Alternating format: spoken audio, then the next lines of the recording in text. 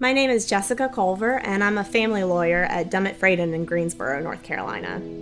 Equitable distribution is really just the fancy legal term for property division. During the marriage, you generally accrue several assets and debts, and we need to decide who gets what during the divorce. Another way to look at equitable distribution is putting everything in a big pot.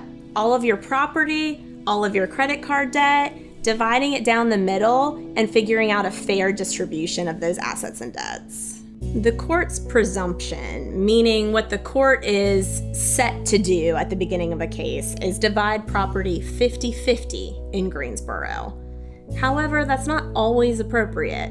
There may be a reason why you should get a higher division or a bigger chunk of the assets at the end of your divorce. This would be called an unequal distribution. The reason the legal term is equitable distribution is meaning fairness. The court wants to divide up the assets and the debts in a way that's fair to both parties. This is different than equal distribution, meaning each party gets 50-50. That's not always the fair result. Therefore, it's called equitable distribution.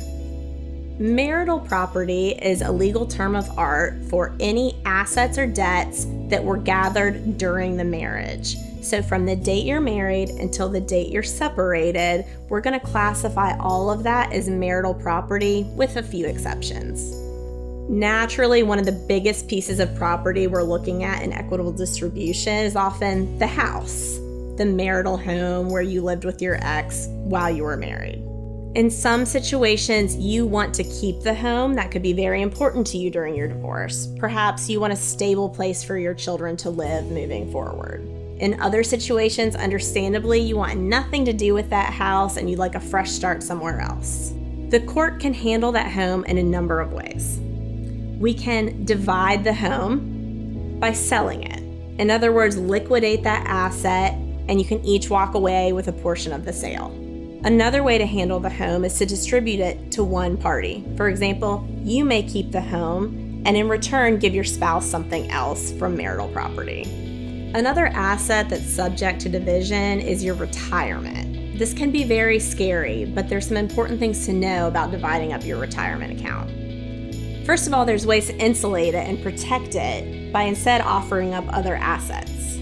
Alternatively, we can cut off a portion of your retirement and transfer it to your ex tax-free through a vehicle called a qualified domestic relations order.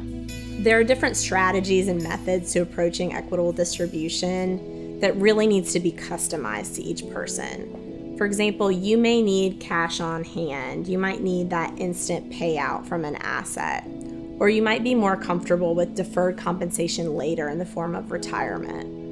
As part of the equitable distribution process, you're going to be filling out a number of forms to show all the assets and debts you may have. Even these forms can be very complicated. Our team at Dummit Fradin can help walk you through that, make sure they have everything that they need on them, and help you to identify other areas where we need more details.